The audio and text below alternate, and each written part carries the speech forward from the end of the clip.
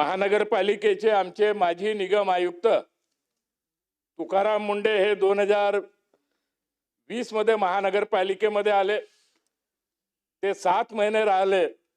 त्यांचा इतिहास असा आहे का त्यांच्या 20 वर्षामध्ये त्यांच्या 24 बदल्या झाल्या आणि त्यांनी 7 महिन्यामध्ये जे काही गुल महानगरपालिकेमध्ये खिलवलं, स्मार्ट सिटीचे अधिकार नसताना त्यांनी अधिकार वापरले, कसल्याही प्रकारची त्यांनी मान्यता घेतली नाही आणि पर्टिक्युलरली कॉन्ट्रॅक्टरले अधिकार नसताना 20 कोटी रुपयाचे चेक इश्यू केले।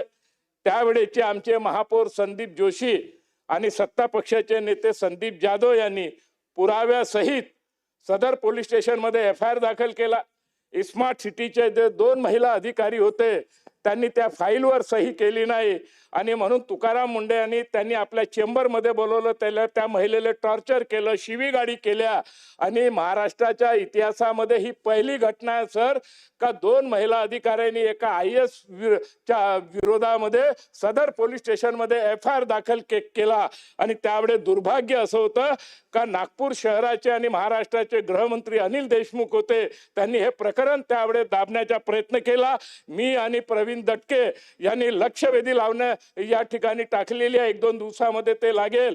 काल मी विधानसभेमध्ये आलो असता तुकाराम मुंडेच्या इशाऱ्यावर माझ्या दोन्ही मोबाईलवर मला धमकी आली का तुम्ही तुकाराम मुंडेच्या विरुद्ध बोलू नका, नाहीतर याचे गंभीर परिणाम होईल, हे त्यांनी मला धमकी दिली। आणि मी कालच माननीय मुख्यमंत्री महोदय, माननीय अध्यक्ष विधानसभा आणि पोलीस कमिशनर साहेबांना भी तक्रार केली। त्याची FIR दाखल का IAS अधिकारी तुकाराम मुंडे त्यांचे समर्थक असतील, जे कोणी असतील ते अशा प्रकारची अगर आमदाराला धमकी देत असेल तर अध्यक्ष महोदय, माननीय मुख्यमंत्री महोदय याची गंभीर दखल घेण्याची आवश्यकता आहे। या संदर्भात निवेदन होण्याची आवश्यकता आहे आणि आम्हाला संरक्षण देण्याची आवश्यकता आहे। कारण तुकाराम मुंडे हा असा व्यक्ती आहे का ज्यांनी या महाराष्ट्राच्या इतिहासामध्ये त्याच्या 20 वर्षात 24 बदल्या झाला, कुठेही तो टिकत नाही।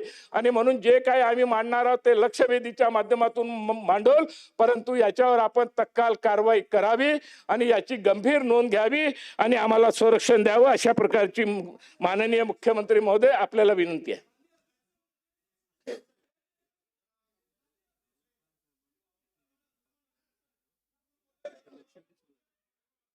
साहेब 2 मिनिट। अध्यक्ष महोदय, हा विषय जो सभागृहात आला, कुठल्याही आमदाराला अशा प्रकारची धमकी देणं लोकप्रतिनिधीला हे योग्य अजिबात नाही। हे आम्ही ते सहन पण करणार नाही। पण अध्यक्ष महोदय, यामागची पार्श्वभूमी जी मानली गेली बघा, ते प्रामाणिक आहेत की नाही, इमानदार आहेत की नाही, त्यावेळेस ते महानगरपालिकेमध्ये असताना त्यांची चौकशी केली गेली, त्यावेळेस त्यांच्या आयुक्तांनी त्यांना त्या संदर्भातली क्लीन चिट दिली, रेकॉर्डवर आहे। मी काही माझ्या मताने सांगतोय असं नाही, माननीय मुख्यमंत्री महोदयांना ते माहित आहे। महिला आयोगाकडे तक्रार झाली होती, महिला आयोगाने सुद्धा ज्या महिलांनी तक्रार केली त्यांच्यावर दंड आकारला। बघून घ्या, केंद्रीय महिला आयोगाने, हे सगळं वस्तुस्थिती आहे। भ्रष्टाचार, अध्यक्ष महोदय, एक अधिकारी नियमाला धरून काम करत असेल आणि एका अधिकाऱ्याने प्रामाणिकपणा दाखवला असेल तर त्या अधिकाऱ्यावर दोष न देता ज्यांनी काही त्यांना धमकी दिली त्यामध्ये जर त्यांचा सहभाग असेल तर त्यावर कारवाई व्हावी। आम्ही कुठल्याही आमदार लोकप्रतिनिधीला धमकी देणं हे अजिबात सहन करू शकत नाही। सभागृहाने आणि माननीय मुख्यमंत्र्यांनाही विनंती आहे की अशा कोण्या प्रवृत्तीला आपण अजिबात थारा देऊ नका।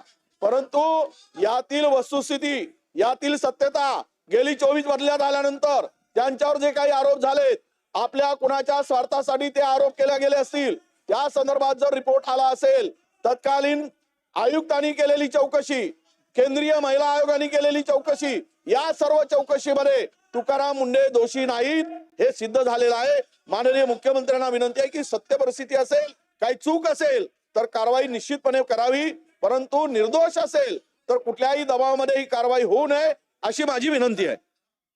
प्रवीण दटके। माननीय अध्यक्ष महोदय, माननीय अध्यक्ष म्हणजे कृष्णा भाऊ, माननीय अध्यक्ष महोदय, फार ज्येष्ठ सदस्य आहेत माननीय विजू भाऊ।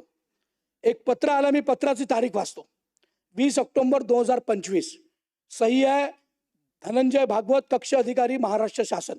पत्र काय मी वाचतो, 2च ओळीच आहे। श्री तुकाराम मुंडे भाप्रसे तत्कालीन महानगरपालिका आयुक्त नागपूर यांच्या मुख्य कार्यकारी अधिकारी स्मार्ट सिटी नागपूर या पदावरील नियुक्तीस शासनाची कार्योत्तर मान्यता देण्यात येत आहे, त्याकरिता अनुषंगाने कारवाई करावी, एवढं पत्र आहे. माननीय विजूभाऊंनी जे म्हटलंय, जर ते झालं असतं, FIR अजूनही पेंडिंग आहे सदर पोलीस स्टेशनला. नंबर 1, 5 दिवसाच्या प्रेग्नेंट महिलेची सुट्टी रद्द केली. 5 दिवसाच्या, 5 महिने 5 दिवसाच्या प्रेग्नेंट महिलेची, माननीय अध्यक्ष महोदय, डिलिव्हरी झाले, डिलिव्हरी नंतर 5 दिवसाची हे होती, माफ करा, सुट्टी रद्द केली.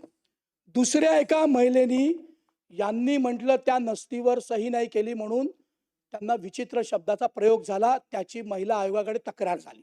महिला आयोगाकडे अजूनही हिअरिंग पेंडिंग आहे. माननीय अध्यक्ष महोदय, हे पत्र आल्यानंतर आम्ही लक्षवेधी टाकली, आमचा अधिकार आहे. आणि हे लक्षवेधी टाकणाऱ्या माननीय कृष्णा खोपडेंना जर गेटवर किंवा मोबाईलवर धमक्या येणार असतील, तर तो अधिकारी किती प्रामाणिक आहे काय हा चौकशीचा विषय आहे. आम्ही काही न्यायाधीश नाही.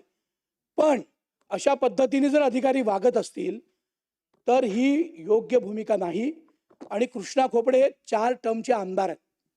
आणि सभागृहाचा काही मी सदस्य म्हणून मी न्यायाधीश नाही, पण एका तरुण मुलीला, एका तरुण तिथल्या कर्मचाऱ्याला, महिलेला महाराष्ट्र बँकेच्या 20 कोटीच्या चेकवर अधिकार नसताना सही केली आणि ते प्रूव्ह झाला. म्हणून असं पत्र काढावं लागलं, म्हणून हे पत्र आलंय. म्हणून माझी विनंती आहे की शासनाने या बाबतीत निवेदन करावं आणि असं जर चुकीचा गैरप्रभार, अशा धमक्या येणार असतील तर तात्काळ कारवाई करावी. ठीक आहे. आता त्यांनी दिली नसेल आणि त्याच्यामुळे विजय भाऊनी त्याचे जे काही तडफदारी या ठिकाणी केली आहे, सर, तो प्रामाणिक अगर अधिकारी राहिला असा तर त्याचे 20 वर्षात 24 बदल्या झाल्याच नसत्या. नंबर 1, त्यांनी महानगरपालिकेमध्ये का गुल खिलवला हे आम्ही, मला वाटतं आपण अध्यक्ष या महोदय, विषयावरती बरीचशी चर्चा हे- केली आहे. हे आम्ही बोलणार. सन्माननीय मुख्यमंत्र्यांना बोलू द्या आता. बसा बसा बसा बसा. नाही, सन्मान्य खोपडे साहेबांनी जो विषय या ठिकाणी मांडलेला आहे त्याचे 2 भाग आहेत. पहिला भाग म्हणजे त्यांना आलेली धमकी, हा अतिशय गंभीर भाग आहे. या सभागृहामध्ये कोणी एखादा प्रश्न उचलत असताना तो उचलू नये म्हणून धमकी येणं हा विशेष अधिकाराचाही भंग आहे आणि या सभागृहाच्या अधिकारावर तो अधिक्षेप आहे. त्याची गांभीर्याने दखल घेण्यात येईल. धमकी देणारे कोण, ते कोणाशी रिलेटेड आहेत, कोणाकरता काम करतायत, अशी सगळी चौकशी त्याची केली जाईल, त्याच्यावर कारवाई केली जाईल. दुसरा जो प्रश्न त्यांनी तुकाराम मुंडे आणि बाकी कारभाराच्या संदर्भात मांडलाय, त्या संदर्भात सगळी माहिती घेऊन त्या संदर्भातलं वस्तुस्थिती दर्शक निवेदन या सभागृहामध्ये केलं जाईल.